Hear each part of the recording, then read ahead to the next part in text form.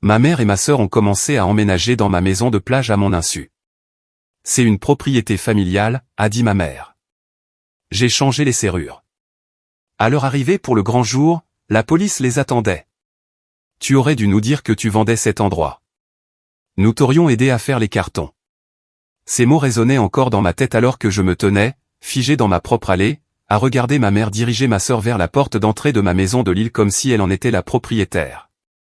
Ma voisine Martine m'avait appelé 20 minutes plus tôt, la voix tendue par la confusion. Inès, ma chérie, il y a un camion de déménagement devant ta maison. Ta mère est là avec ta sœur et les enfants. Ils transportent des cartons à l'intérieur. J'ai d'abord cru qu'elle se trompait. J'ai pensé qu'il déposait peut-être quelque chose, qu'il venait pour la journée, n'importe quoi d'autre que ce que je voyais maintenant de mes propres yeux. Je m'appelle Inès et j'ai 31 ans. Je travaille comme chef de projet pour Projet Atlantique, une société de promotion immobilière commerciale à La Rochelle. Il y a 3 ans, j'ai économisé chaque centime que j'avais, contracté un prêt immobilier que je pouvais à peine me permettre et acheter cette petite maison sur l'île de Ré. Ce n'était rien d'extraordinaire. 2 chambres, une salle de bain, une cuisine où l'on pouvait à peine tenir à 2 et une terrasse qui donnait sur l'océan. Mais c'était à moi. Chaque centimètre carré m'appartenait. Fais attention à celui-là, Chloé. Il y a ma belle vaisselle dedans, lança ma mère, désignant un carton que ma sœur peinait à monter sur les marches de la terrasse. Ma sœur Chloé avait 34 ans et n'avait jamais travaillé un seul jour de sa vie. Elle avait 2 enfants, Jules, un garçon de 7 ans, et Manon, une fille de 5 ans, de 2 pères différents qui avaient depuis longtemps disparu de la circulation.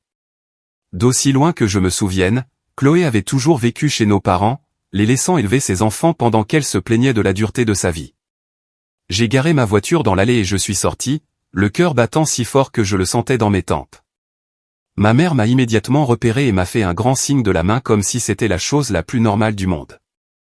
La voilà. Inès, parfait. Tu es rentrée tôt. Viens nous aider avec ces cartons.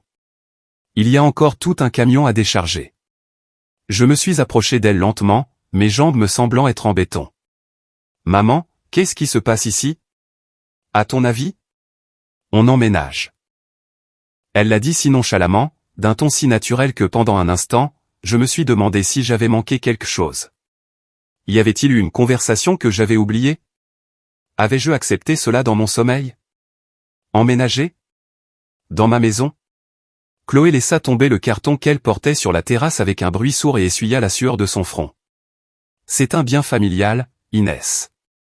Maman et papa t'ont aidé avec l'apport, tu te souviens? Ça en fait une propriété partagée. J'ai senti le sang quitter mon visage. Maman et papa m'ont donné 2000 € pour l'apport. J'ai mis 40 000 €. Je paie le prêt immobilier chaque mois. Je paie l'assurance. Je paie les impôts fonciers. C'est ma maison.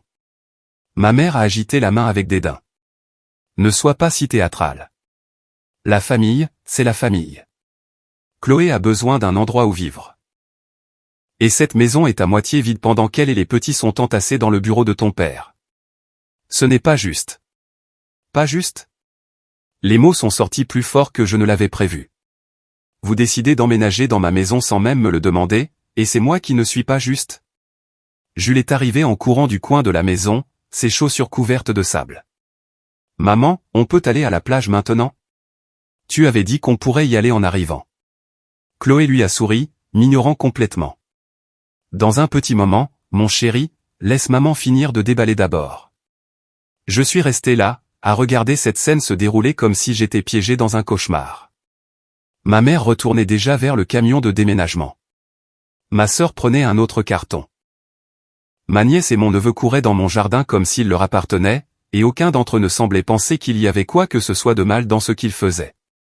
Je veux que vous arrêtiez tous, ai-je dit, la voix tremblante. Tout de suite, arrêtez. Ma mère s'est retournée avec une expression de pur agacement. Inès, nous n'avons pas le temps pour un de tes caprices. Le camion doit être rendu pour 18 heures. Et il nous reste encore la moitié des affaires de Chloé à décharger. Tu pourras piquer ta petite crise plus tard. Une petite crise. C'est comme ça qu'elle appelait ça. Chaque fois que j'essayais de m'affirmer. Chaque fois que je disais non à un prêt d'argent qui n'était jamais remboursé. Chaque fois que je refusais de faire du babysitting à la dernière minute. Chaque fois que je refusais de tout laisser tomber pour résoudre des problèmes qui n'étaient pas les miens. Une petite crise. J'ai regardé les cartons empilés sur ma terrasse, les jouets déjà éparpillés sur ma pelouse, l'expression suffisante de ma sœur qui attendait que je cède comme je le faisais toujours. Mais quelque chose en moi avait changé. Quelque chose s'était finalement brisé. Je rentre, dis-je doucement. Et quand je ressortirai, je m'attends à ce que tout ça ait disparu. Ma mère a ri. Elle a vraiment ri. Oh, ma chérie, tu t'y habitueras. La famille s'adapte. Je suis passé devant elle sans un mot de plus, j'ai déverrouillé ma porte d'entrée et je suis entré dans ma maison. Ma maison. Les murs que j'avais peints moi-même. Les meubles pour lesquels j'avais économisé pendant des mois. La cuisine où je préparais des repas pour une personne parce que j'avais appris depuis longtemps que ma famille ne se montrait que lorsqu'elle voulait quelque chose. J'ai refermé la porte derrière moi, je l'ai verrouillée et j'ai sorti mon téléphone. Mes mains tremblaient tandis que je cherchais le numéro d'un serrurier. Puis j'ai cherché le numéro non urgent de la gendarmerie locale. Si ma famille voulait une guerre, j'étais enfin prête à en mener une. En grandissant, j'ai très vite appris que dans ma famille, il y avait deux types de personnes. Ceux qui prenaient et ceux qui donnaient. Chloé était une preneuse. On attendait de moi que je donne. Mes parents lui avaient toujours trouvé des excuses. Quand elle a quitté le lycée à 17 ans parce qu'elle était enceinte de Jules. Il disait qu'elle était trop jeune pour comprendre les conséquences. Quand le père est parti 6 mois plus tard et que Chloé est retournée vivre à la maison avec le bébé, il disait qu'elle avait juste besoin de soutien. Quand elle est tombée à nouveau enceinte 2 ans plus tard d'un homme différent qui a également disparu, il disait que la vie avait été dure avec elle. Quand elle a refusé de trouver un travail parce qu'elle prétendait devoir se concentrer sur son rôle de mère, il disait qu'elle était responsable. Pendant ce temps, j'ai financé mes études universitaires en cumulant 2 emplois. J'ai obtenu mon diplôme avec mention. Je suis passé d'un poste d'assistante débutante à chef de projet en moins de 5 ans. J'ai économisé chaque euro que je pouvais, vécu dans des appartements avec des colocataires que je tolérais à peine, et sacrifié des vacances et des luxes pour qu'un jour je puisse avoir quelque chose qui soit vraiment à moi. Et pendant tout ce temps, ma famille me traitait comme une banque. Inès, tu peux nous prêter quelques centaines d'euros pour la fête d'anniversaire de Jules. On te remboursera. Ils ne l'ont jamais fait. Inès, la voiture de Chloé est en panne. Peux-tu l'aider pour cette fois? Il y avait toujours d'autres fois.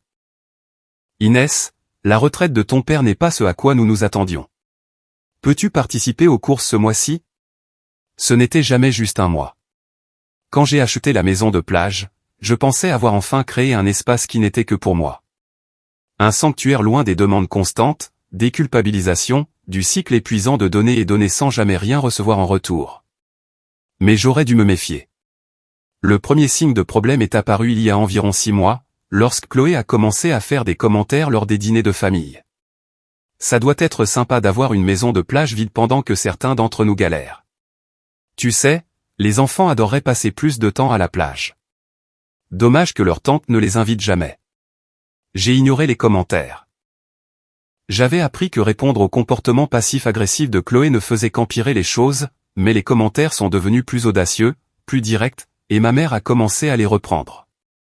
Ça semble un peu égoïste, Inès. Cette maison a 2 chambres, et tu y vis seule. Chloé et les enfants sont pratiquement les uns sur les autres dans ce bureau. Maman, ils vivent gratuitement chez vous. Chloé n'a jamais payé de loyer. Elle n'a jamais payé les courses. Elle n'a jamais rien payé. C'est une mère célibataire. Que attends-tu d'elle? Qu'elle trouve un travail, ai-je dit. Comme je l'ai fait, comme des millions d'autres mères célibataires le font. Cette conversation s'est terminée avec ma mère me traitant de froide et sans cœur et Chloé refusant de me parler pendant 2 semaines. À l'époque, j'ai pensé que le drame passerait, comme toujours. J'avais tort. Debout dans mon salon maintenant, regardant par la fenêtre ma mère et ma sœur continuer à décharger des cartons sur ma terrasse, j'ai enfin compris. Elle n'avait jamais eu l'intention de me demander la permission. Elle n'avait jamais prévu d'avoir une conversation. Elles avaient simplement décidé que ce qui était à moi était à elles et s'attendaient à ce que je l'accepte. J'ai pensé à toutes les fois où j'avais cédé. Toutes les fois où j'avais fait des chèques pour maintenir la paix. toutes les fois où j'avais ravalé ma colère et m'étais dit que la famille était plus importante que les limites. Et j'ai réalisé que chaque fois que j'avais cédé, je leur avais appris que mon non ne signifiait rien. Le serrurier a répondu à la 3e sonnerie. J'ai expliqué que je devais changer toutes les serrures de ma maison immédiatement. Il a dit qu'il pourrait venir le lendemain matin. Pouvez-vous venir plus tôt, ai-je demandé. C'est urgent. Il a dit qu'il verrait ce qu'il pouvait faire. Ensuite, j'ai appelé le numéro non urgent de la gendarmerie. J'ai expliqué la situation aussi calmement que possible, que des membres de ma famille tentaient d'emménager dans ma propriété sans permission, que j'étais la seule propriétaire de la maison avec un prêt immobilier à mon seul nom, et que je m'attendais à ce qu'ils refusent de partir. Le gendarme au téléphone a été professionnel et compréhensif. Il a pris mes informations et m'a expliqué les options. Si ma famille était à l'intérieur de la maison lorsque je leur demanderais de partir et qu'ils refusaient, cela pourrait devenir compliqué. Mais si je pouvais les faire sortir avant qu'ils n'établissent une quelconque forme de résidence, ma position juridique serait beaucoup plus solide. Ils pensent emménager officiellement ce week-end, ai-je dit. Samedi, dans 3 jours. Alors je vous suggère de vous assurer d'être prête avant que cela n'arrive, a dit le gendarme. Je l'ai remercié et j'ai raccroché. Par la fenêtre, j'ai vu ma mère frapper à ma porte d'entrée. Je n'ai pas répondu. Elle a frappé à nouveau, plus fort cette fois. Inès, ouvre cette porte tout de suite. Nous devons rentrer les cartons avant qu'il ne pleuve. Je suis restée silencieuse. Inès, je sais que tu es là. Arrête d'être ridicule. Chloé l'a rejointe à la porte, sa voix stridente d'irritation. C'est tellement typique d'elle. Il faut toujours qu'elle ramène tout à elle. Je me suis éloignée de la fenêtre et me suis assise sur mon canapé. Mes mains tremblaient encore, mais mon esprit était clair. Pour la première fois depuis des années, je savais exactement ce que je devais faire. Ils voulaient traiter ma maison comme un bien familial. Très bien. Alors ils allaient apprendre ce qui se passait quand on essayait de prendre quelque chose qui ne vous appartenait pas. J'ai sorti mon téléphone et envoyé un SMS à ma voisine, Martine. Merci de m'avoir appelé. Je gère la situation. S'il te plaît, ne les laisse rien te dire sur moi. Ils ne parlent pas en mon nom. Sa réponse est arrivée quelques secondes plus tard. Je me doutais que quelque chose n'allait pas. Tu as toujours été si discrète sur ton espace personnel. Dis-moi si tu as besoin de quoi que ce soit. J'ai souri malgré tout. Au moins, quelqu'un respectait mes limites. Les 3 jours suivants ont ressemblé à une préparation pour la bataille. Le serrurier est venu le mercredi matin, comme promis. C'était un homme calme d'une 50aine d'années nommé Walter, et il a travaillé efficacement pendant que je tournais autour de lui, expliquant la situation en termes vagues. Il n'a pas posé trop de questions, ce que j'ai apprécié. Quand il est parti, chaque serrure de ma maison, porte d'entrée, porte arrière, porte latérale du garage, avait été remplacée. J'avais 3 copies de chaque clé, et j'ai caché 2 jeux dans des endroits sûrs que seul moi connaissais. Le jeudi, je suis allé au service de la publicité foncière et j'ai obtenu une copie certifiée de mon acte de propriété. Puis je suis allé à ma banque et j'ai obtenu des documents montrant que le prêt immobilier était à mon seul nom, que chaque paiement provenait de mon compte, et qu'aucun autre nom n'était associé à la propriété. J'ai également sorti ma police d'assurance habitation, qui me mentionnait comme unique propriétaire et occupante. Ce soir-là, mon téléphone n'a pas arrêté de sonner. Ma mère, mon père, Chloé, même des numéros que je ne reconnaissais pas, que je supposais être des parents recrutés pour me mettre la pression. Je n'ai répondu à aucun d'eux. À la place, j'ai envoyé un unique SMS à ma mère. N'essaie pas d'entrer sur ma propriété. Si tu le fais, j'appellerai la gendarmerie. Sa réponse a été immédiate et explosive. Comment oses-tu menacer ta propre famille? Cette maison nous appartient à tous. Ton père et moi t'avons aidé à l'acheter. Tu ne serais rien sans nous. J'ai lu le message 3 fois, puis j'ai posé mon téléphone sur le comptoir de la cuisine et je me suis éloigné. Le vendredi matin, je me suis déclaré malade au travail. C'était la première fois que je prenais un jour de maladie en plus de 2 ans. Mais je devais être à la maison. Je devais être prête. Vers midi, le pick-up de mon père s'est garé dans mon allée. Il est sorti lentement, son visage un mélange de confusion et de frustration. Je l'ai regardé par la fenêtre s'approcher de ma porte d'entrée et essayer sa clé. Elle n'a pas fonctionné. Il a réessayé, puis a secoué la poignée, avant de reculer et de fixer la serrure comme si elle l'avait personnellement insulté. Il a frappé. Inès, ouvre. C'est papa. Je n'ai pas bougé. Inès, allez.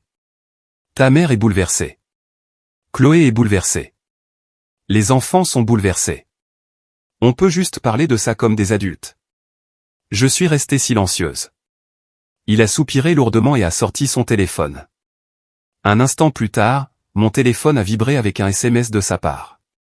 Je suis dehors. Laisse-moi entrer. J'ai répondu.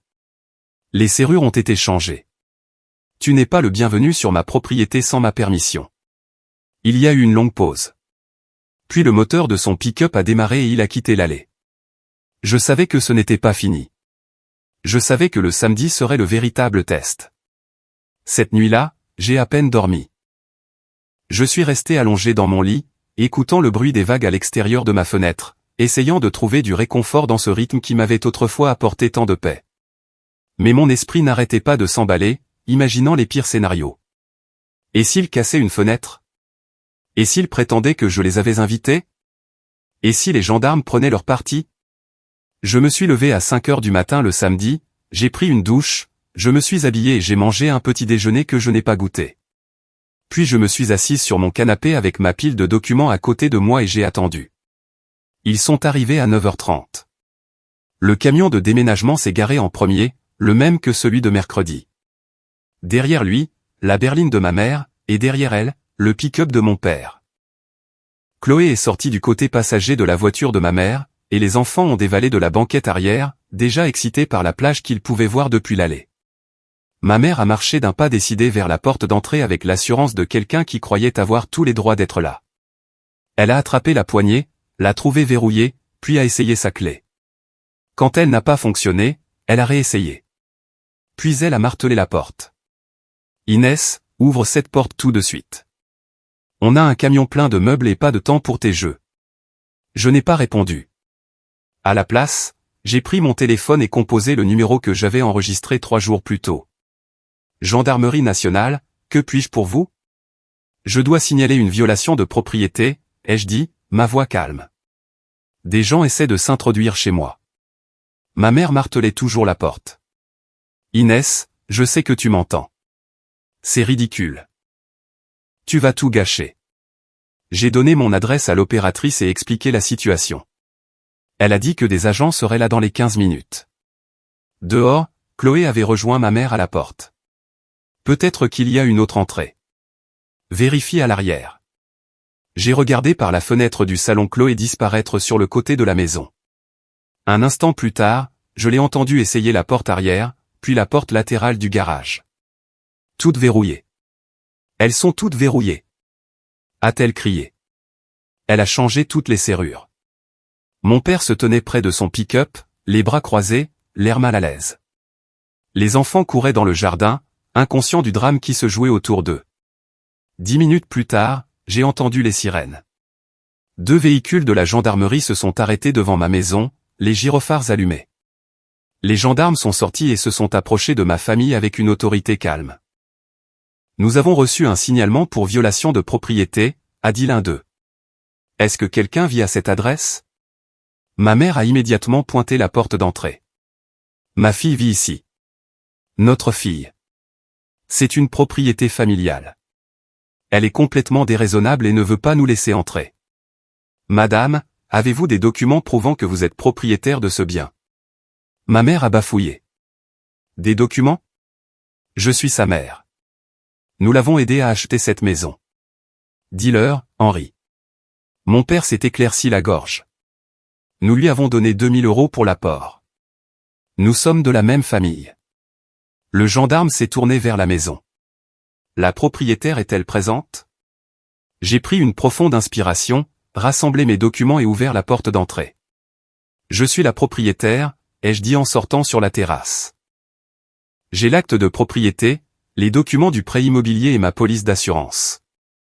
Cette maison est à mon seul nom. Ces personnes n'ont pas la permission d'être ici.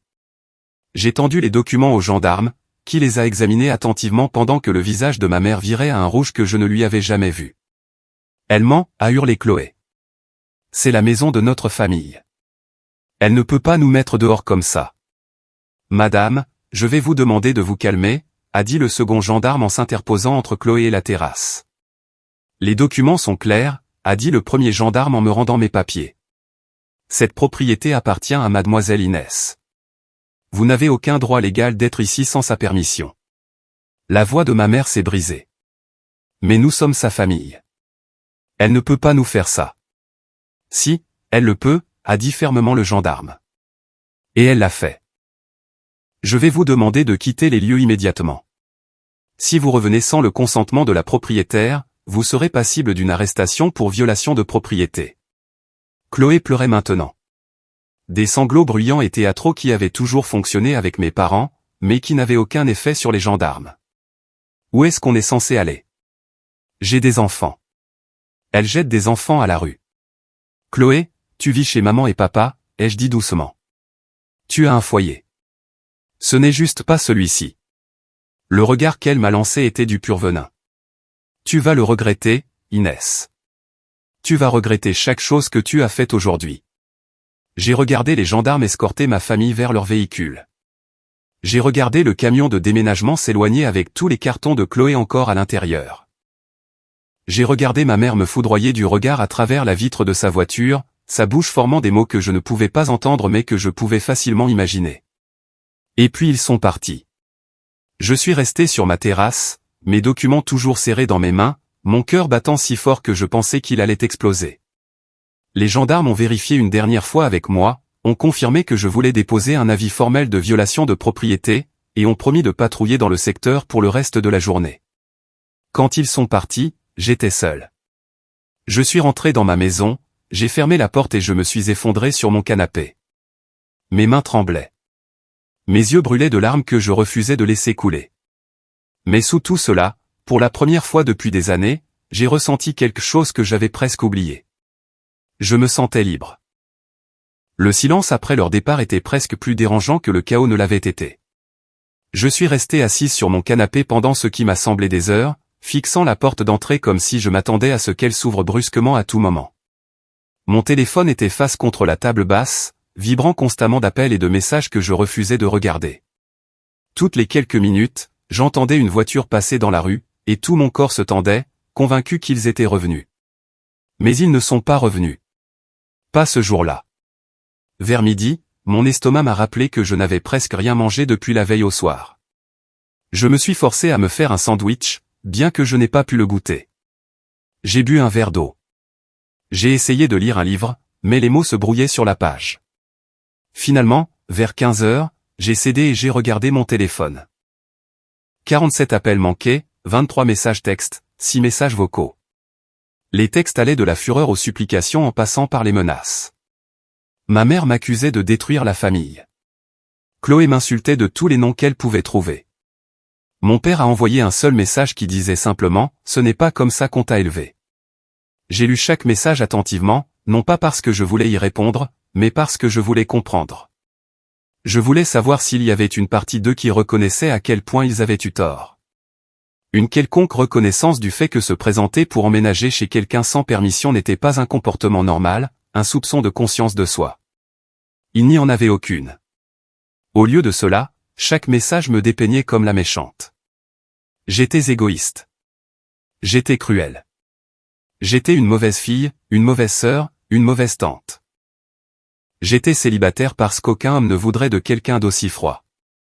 Je mourrais seul dans ma précieuse maison de plage et mériterais chaque instant de cette solitude.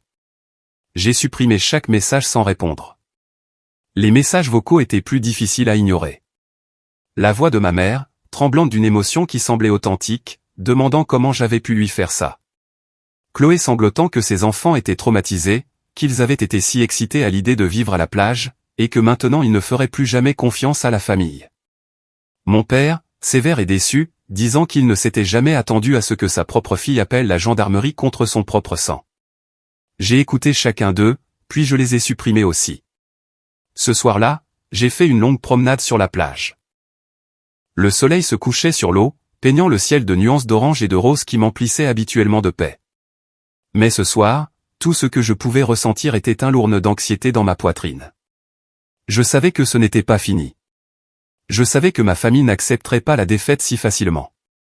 Ils avaient passé 31 ans à croire qu'ils avaient droit à tout ce que j'avais. Et une rencontre avec des gendarmes n'allait pas changer cela du jour au lendemain. J'avais raison. Le dimanche matin, je me suis réveillé au son de coups frappés à la porte. Pas des coups martelés comme les tentatives frénétiques de ma mère la veille, mais des coups lents et délibérés qui semblaient en quelque sorte plus menaçants. Je me suis approché de la porte avec précaution et j'ai regardé par le Judas. Ma tante Françoise se tenait sur la terrasse, les bras croisés, l'expression sombre. Françoise était la sœur aînée de ma mère et elle s'était toujours positionnée comme la médiatrice de la famille. Chaque fois qu'il y avait un conflit, elle s'immisçait au milieu, prétendant vouloir aider tout le monde à trouver un terrain d'entente. En réalité, elle prenait presque toujours le parti de celui qui causait le problème, croyant que le chemin de la moindre résistance était que la personne raisonnable cède tout simplement. Je n'ai pas ouvert la porte. Inès, appela Françoise à travers le bois. Je sais que tu es là.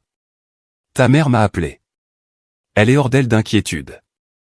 On peut juste parler, s'il te plaît? Je suis restée silencieuse.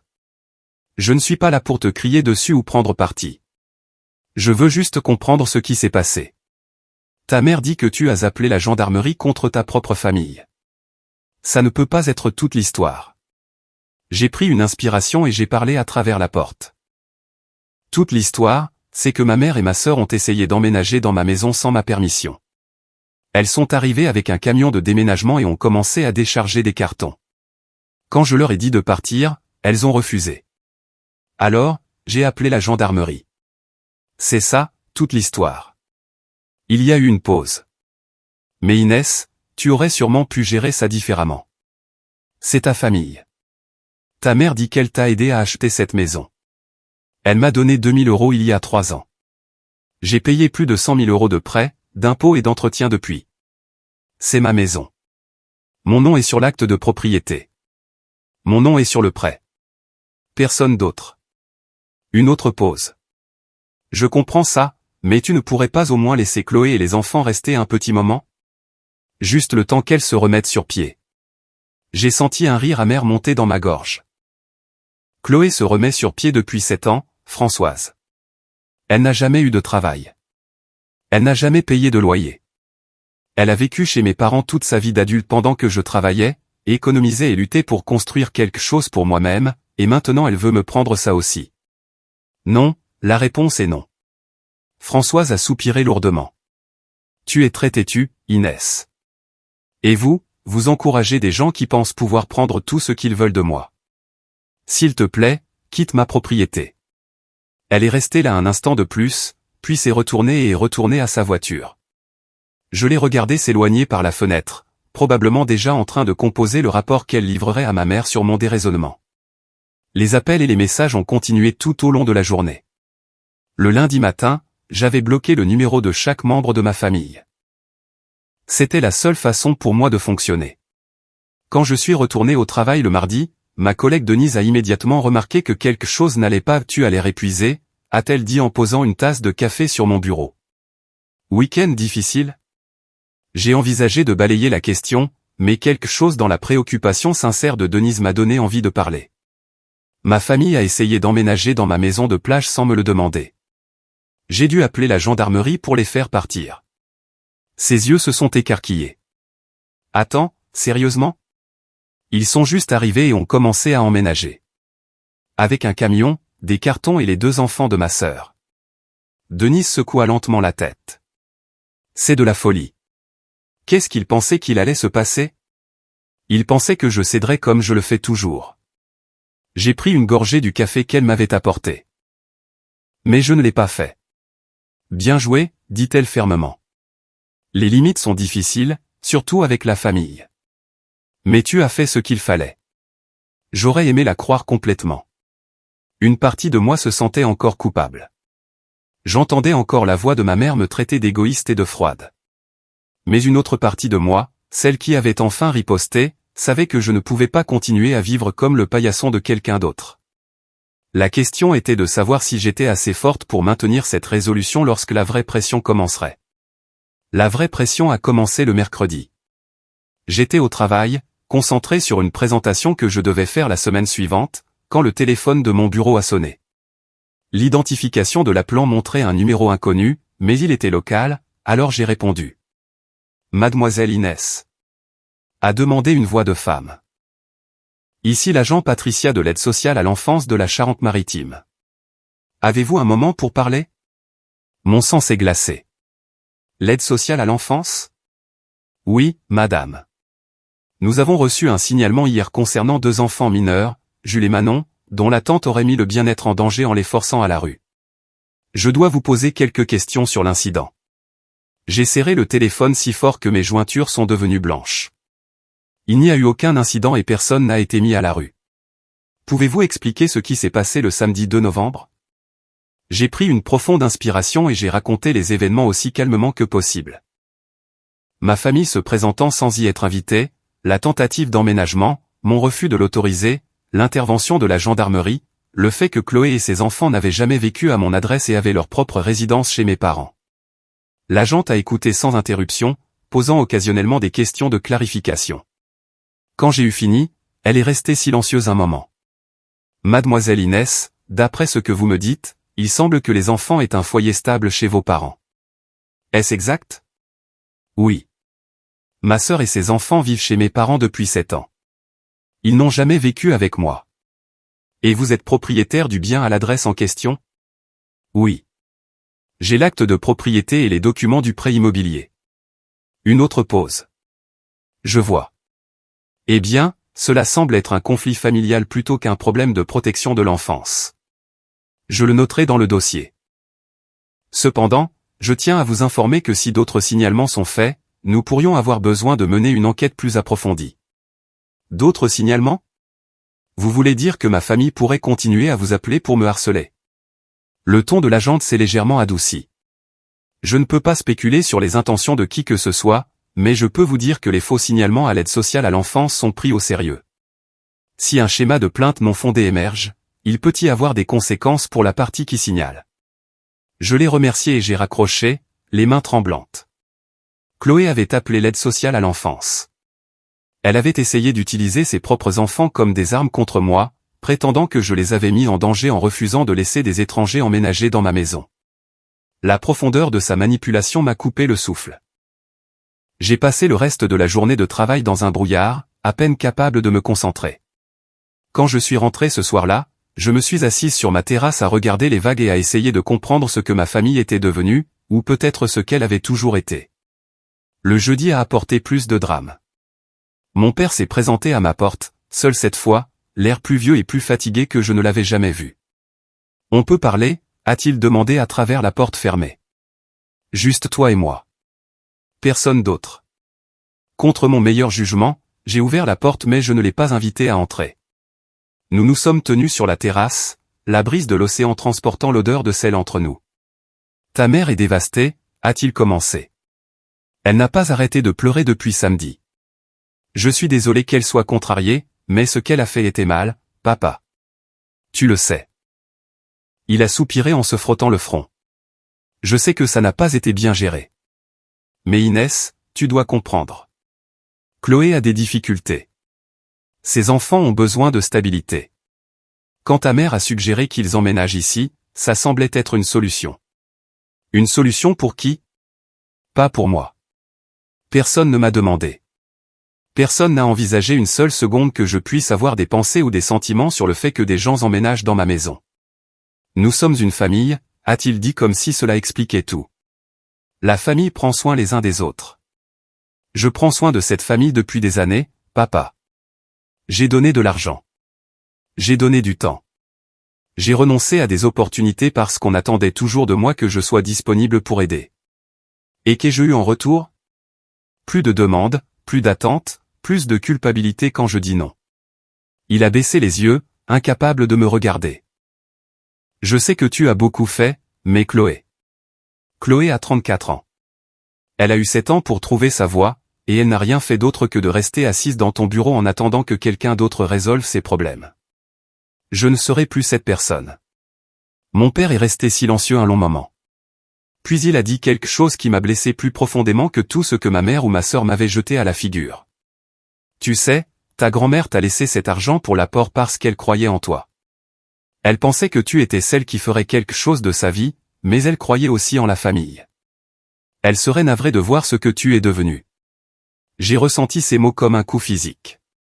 Ma grand-mère était décédée il y a 4 ans, et elle m'avait en effet laissé un petit héritage que j'avais utilisé pour la maison de plage.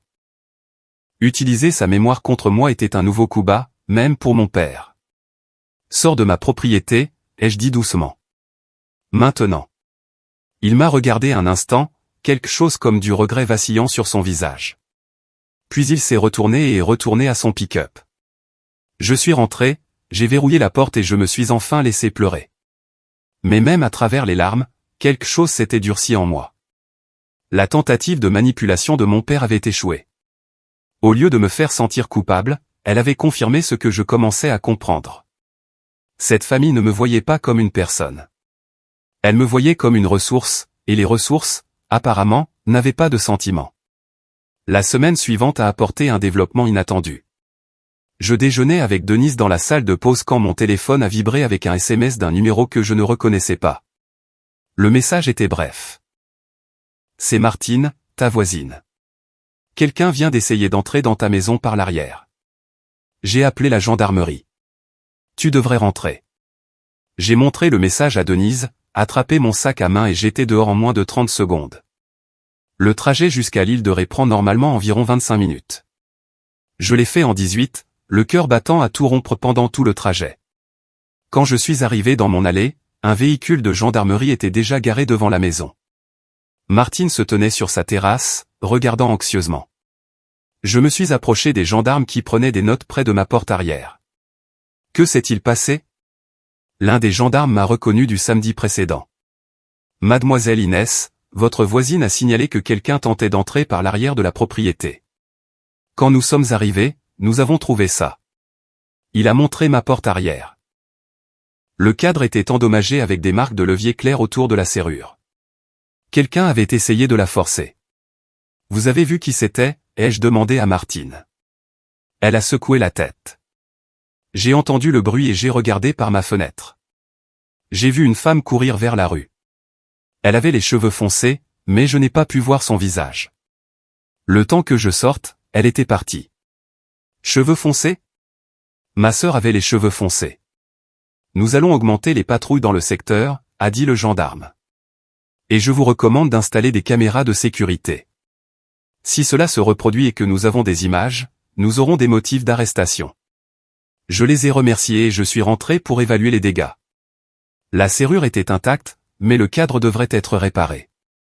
Plus important encore, mon sentiment de sécurité avait été brisé. Ma propre sœur avait apparemment essayé de s'introduire chez moi. J'ai appelé une entreprise de sécurité cet après-midi-là. Le lendemain matin, j'avais des caméras installées à chaque entrée, des lumières à détecteur de mouvement autour du périmètre, et un nouveau cadre renforcé sur la porte arrière. Ensuite, j'ai appelé la gendarmerie et j'ai demandé à déposer un complément à l'avis de violation de propriété que j'avais déjà soumis. J'ai fourni la description que Martine avait donnée et j'ai expliqué que je croyais que l'intrus était ma sœur. Le gendarme a pris les informations et a promis de faire un suivi. Ce soir-là, j'ai reçu un appel de ma mère.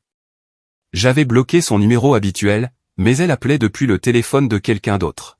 « Tu as déposé une plainte contre ta sœur » a-t-elle hurlé dès que j'ai répondu. « As-tu complètement perdu la tête? Quelqu'un a essayé de s'introduire chez moi, maman. » Martine a vu une femme s'enfuir. Qui d'autre cela pourrait-il être? Chloé ne ferait jamais une chose pareille. Elle était avec moi toute la journée. Tu inventes des mensonges pour détruire ta propre famille. Alors elle n'a rien à craindre. La gendarmerie enquêtera, et si elle est innocente, ce sera clair. Tu es un monstre, a sifflé ma mère. Un monstre froid et sans cœur. Je ne sais pas comment j'ai élevé quelqu'un comme toi. Peut-être que tu devrais te poser cette question, ai-je dit, parce que je me pose la même chose. J'ai raccroché et bloqué le nouveau numéro également. Au cours des jours suivants, j'ai appris par Martine qu'un gendarme avait rendu visite à Chloé chez mes parents pour l'interroger sur la tentative d'effraction.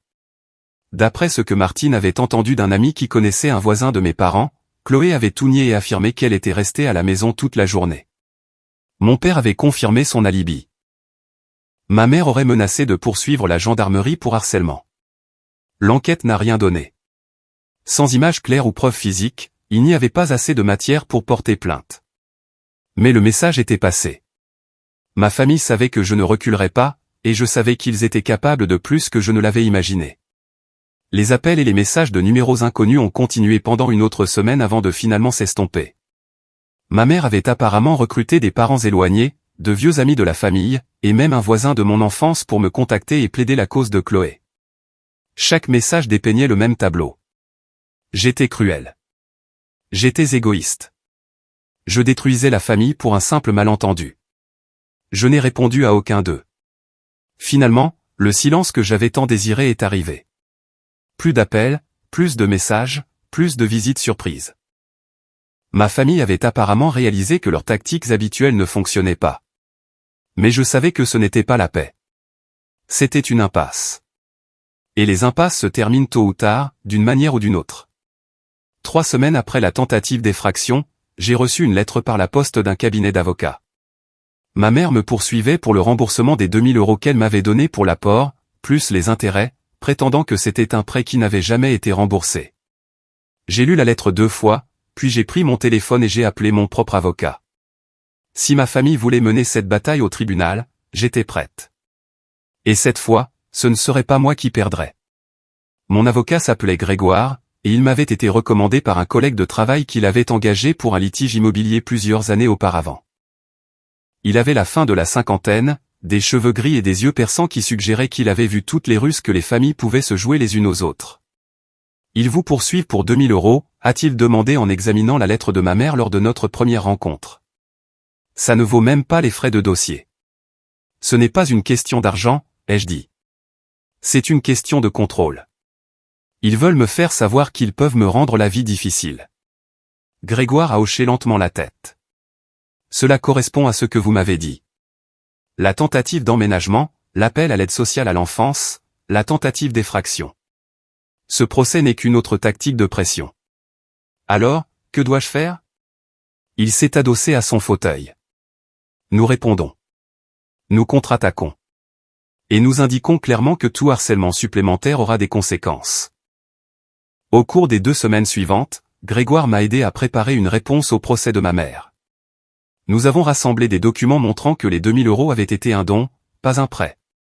Nous avons retrouvé des SMS de l'époque où l'argent avait été donné, dans lesquels ma mère avait explicitement dit que c'était un petit quelque chose pour t'aider avec ta maison de rêve. Nous avons obtenu des relevés bancaires montrant qu'aucun remboursement n'avait jamais été demandé ou attendu. Grégoire m'a également aidé à rédiger une contre-demande. En échange de l'abandon du procès, ma famille accepterait une ordonnance de non-communication formelle. Toute violation entraînerait une action en justice immédiate, y compris des sanctions civiles. Ils n'aimeront pas ça, a prévenu Grégoire. Je me fiche de ce qu'ils aiment maintenant. La réponse a été déposée un mardi. Le vendredi, j'ai reçu un appel de Grégoire. Ils abandonnent le procès, a-t-il dit. Mais ils ont refusé les termes de non-communication. L'avocat de votre mère a dit, et je cite, « Ce conflit familial devrait être géré au sein de la famille, pas par les tribunaux. » J'ai ri amèrement. Ils ont été parfaitement heureux d'utiliser les tribunaux contre moi, mais bien sûr, soudainement, ils veulent gérer les choses en privé. Je m'y attendais. Voici ce que je recommande. Nous déposons notre propre plainte civile pour harcèlement. La tentative d'emménagement, le signalement à l'aide sociale à l'enfance, l'effraction, le procès, cela crée un schéma. Nous pouvons demander une injonction d'éloignement. Est-ce que ça fonctionnerait vraiment? Compte tenu de la documentation que nous avons, je le crois. Cela interdirait à tout membre de votre famille de vous contacter, de visiter votre propriété ou de faire de faux signalements à votre sujet à quelque agence que ce soit. J'y ai réfléchi un long moment. Une injonction d'éloignement contre ma propre famille. La finalité de la chose semblait immense, mais le soulagement aussi. Faites-le, ai-je dit. Le processus pour obtenir l'injonction d'éloignement a pris environ 6 semaines. Il y a eu une audience au cours de laquelle ma mère, mon père et Chloé ont tous dû comparaître. J'étais assise d'un côté de la salle d'audience avec Grégoire. Ils étaient assis de l'autre côté avec leur avocat, un homme à l'air harassé qui semblait réaliser que la position de ses clients était faible. Ma mère a essayé de parler pendant l'audience, affirmant que tout cela n'était qu'un malentendu, qu'ils avaient seulement voulu m'aider, que c'était moi qui étais vindicative. Le juge a écouté patiemment, puis a examiné les preuves, les rapports de gendarmerie, la documentation, les SMS, les dossiers de l'aide sociale à l'enfance. Lorsque le juge a prononcé l'injonction d'éloignement leur interdisant à tous les trois de me contacter ou de s'approcher à moins de 150 mètres de ma propriété, ma mère a fondu en larmes. Mon père avait l'air abasourdi, comme s'il ne pouvait pas croire que cela arrivait. Chloé est restée assise en silence, son visage illisible. Je suis sorti du palais de justice sans me retourner. Les semaines qui ont suivi l'injonction d'éloignement ont été les plus calmes de ma vie. Pour la première fois depuis des années, je ne me suis pas réveillé en redoutant quelle nouvelle demande ou crise viendrait de ma famille. Mon téléphone ne vibrait plus de messages culpabilisants. Personne ne se présentait à l'improviste à ma porte. Le bruit constant dans ma tête, la voix qui se demandait toujours si j'étais trop égoïste, trop froide, trop ingrate, a finalement commencé à se taire. J'ai passé plus de temps à la plage. J'ai commencé à courir le matin le long du rivage, laissant le rythme de mes pieds sur le sable remplacer le rythme des attentes de ma famille. J'ai invité Denise pour un week-end, et nous nous sommes assises sur ma terrasse à boire du vin et à parler de tout sauf des drames familiaux. « Tu sembles différente », a dit Denise lors de cette visite. « Plus légère ?» Je me sens plus légère. Comme si j'avais porté un poids dont je ne connaissais même pas l'existence jusqu'à ce que je le pose. Tu as fait ce qu'il fallait, tu sais. Je sais que ça ne semble pas toujours être le cas, mais tu l'as fait. J'ai hoché la tête, regardant les vagues s'écraser sur le rivage. J'attends toujours que la culpabilité frappe, mais elle n'est pas venue, et je commence à penser que c'est parce que la culpabilité n'a jamais vraiment été la mienne à porter. C'était quelque chose qu'il m'imposait pour me maintenir dans le rang. Environ 3 mois après l'injonction d'éloignement, j'ai appris par Martine que ma famille était tombée dans le chaos sans moi. Mon père avait apparemment pris une retraite anticipée, invoquant le stress. Ma mère avait cessé de participer à ses activités sociales habituelles parce qu'elle était trop embarrassée par les rumeurs sur ce qu'Inès a fait à la famille. Et Chloé, selon le vaste réseau de commérage de quartier de Martine, s'était finalement fait dire par mes parents qu'elle devait trouver son propre logement. Ils lui ont donné 6 mois. Apparemment, ton père a tapé du poing sur la table, a rapporté Martine autour d'un café un matin. Il a dit qu'il était trop vieux pour élever des petits-enfants. J'ai ressenti un étrange mélange d'émotions à cette nouvelle. De la satisfaction, certainement, que mes parents tiennent enfin Chloé pour responsable, mais aussi une pointe de tristesse pour ma nièce et mon neveu qui étaient innocents dans tout cela. Et les enfants, ai-je demandé. Ils vont bien, apparemment. Chloé cherche des appartements à proximité. Ta mère l'aide pour la caution. Martine a fait une pause. Tu sais, je pense que ce que tu as fait a peut-être été bon pour eux. Pas qu'ils l'admettraient un jour. J'ai envisagé cette possibilité. Peut-être qu'en refusant d'être le filet de sécurité, j'avais forcé ma famille à affronter réellement leurs problèmes. Peut-être que Chloé apprendrait enfin la responsabilité. Peut-être que mes parents fixeraient enfin des limites. Ou peut-être qu'ils trouveraient simplement une nouvelle cible pour leurs attentes. Je ne le saurais probablement jamais, et j'avais fait la paix avec ça. Ce qui importait, c'est que j'avais enfin trouvé ma propre paix. J'ai commencé les projets de rénovation de la maison que j'avais toujours reportés. J'ai peint la chambre d'amis d'un bleu doux. J'ai construit une petite extension de terrasse à l'arrière où je pouvais installer une chaise longue et regarder le coucher du soleil. J'ai planté un petit jardin sur le côté de la maison, le remplissant de plantes indigènes qui attiraient les papillons. Chaque amélioration ressemblait à un acte de réappropriation. C'était mon espace, ma maison, ma vie, et personne n'allait me la prendre à nouveau. L'été est arrivé avec ses longues journées et ses brises chaudes, et j'ai fêté mes 32 ans avec un petit rassemblement sur ma terrasse. Denise est venue avec quelques autres collègues dont je m'étais rapproché au cours des derniers mois. Martine a apporté un gâteau fait maison. Nous avons mangé des fruits de mer et regardé le soleil sombrer dans l'océan. Et j'ai réalisé que je ne me souvenais pas de la dernière fois où je m'étais sentie aussi sincèrement heureuse. Ce soir-là, après que tout le monde soit parti, je me suis assise seule sur ma terrasse avec un verre de vin et j'ai pensé à tout ce qui s'était passé. Ma famille avait essayé de prendre ce qui était à moi. Ils avaient traité mon dur labeur et mes sacrifices comme un bien commun, s'attendant à ce que je donne et donne jusqu'à ce qu'il ne reste plus rien. Et quand j'ai finalement dit non, ils m'avaient attaqué de toutes les manières possibles, émotionnellement, légalement, et même physiquement. Mais j'avais survécu, plus que survécu. J'avais repris ma vie en main. L'injonction d'éloignement est restée en vigueur. Je n'avais pas parlé à mes parents ou à ma sœur depuis près d'1 an. Parfois, je me demandais s'ils pensaient à moi, s'ils éprouvaient des regrets, mais la plupart du temps, je ne pensais pas du tout à eux. Ils étaient devenus un bruit de fond, des échos d'un passé auquel j'avais enfin échappé. J'ai appris par Martine que l'année suivante a apporté des conséquences auxquelles ma famille n'a pas pu échapper. La cascade judiciaire de ma mère leur avait coûté leurs frais d'avocat, et la nouvelle de l'injonction d'éloignement s'était répandue dans leur cercle social. Plusieurs amis de longue date s'étaient discrètement éloignés, mal à l'aise avec la nature publique du conflit familial. La retraite anticipée de mon père signifiait un revenu réduit, et la pression financière de soutenir Chloé pendant si longtemps avait épuisé leurs économies plus qu'ils ne l'avaient réalisé. Chloé a finalement emménagé dans un petit appartement de l'autre côté de la ville, mais elle a eu du mal à conserver les divers emplois qu'elle a essayés, passant de poste dans la vente au détail à la restauration, se plaignant qu'ils étaient en dessous d'elle. Sans le soutien financier constant de mes parents, qu'ils ne pouvaient plus se permettre, elle a dû faire face à la réalité de la véritable responsabilité pour la première fois. Les enfants se sont adaptés, comme le font les enfants, mais leur grand-mère ne pouvait plus les gâter avec des jouets et des friandises comme elle le faisait autrefois. La vie dorée qu'ils s'étaient tous imaginée en prenant possession de ma maison de plage s'était effondrée en quelque chose de beaucoup plus ordinaire et de beaucoup plus difficile. Je n'ai pas ressenti de joie face à leurs difficultés, mais je ne m'en suis pas non plus senti responsable. Ils avaient fait leur choix, et les conséquences n'étaient que le résultat naturel de ces choix. J'avais passé trop d'années à essayer de les protéger des résultats qu'ils avaient eux-mêmes créés. Et cette ère était révolue.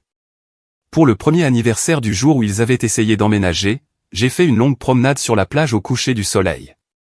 Le ciel était peint de nuances d'or et de pourpre, et les vagues murmuraient contre le sable dans leur rythme éternel. J'ai pensé à la femme que j'étais 1 an auparavant, épuisée, dépassée, donnant constamment des morceaux d'elle-même à des gens qui ne disaient jamais merci. Cette femme me semblait maintenant être une étrangère. J'avais construit quelque chose ici. Pas seulement une maison, mais une vie. Une vie selon mes propres termes, avec des limites qui protégeaient ma paix et un espace qui nourrissait mon âme. Le chemin avait été douloureux, mais en me tenant de l'autre côté, je savais que je referais les mêmes choix. En nettoyant le sable de ma terrasse ce soir-là, je me suis arrêté pour regarder la dernière lumière s'estomper à l'horizon. La maison derrière moi était calme et chaleureuse, remplie de choses que j'aimais et de souvenirs que j'avais choisi de créer. Quelque part loin de là, ma famille faisait face aux conséquences de m'avoir traité comme si je n'avais pas d'importance. Mais c'était leur histoire maintenant, pas la mienne. La mienne ne faisait que commencer. En repensant à tout, les confrontations, les sirènes de la gendarmerie, les batailles judiciaires et le long processus pour apprendre à me faire passer en premier, j'ai réalisé que la partie la plus difficile de la vengeance était de comprendre qu'elle n'avait jamais vraiment porté sur eux. Il s'agissait de croire enfin que je méritais de protéger ce qui m'appartenait.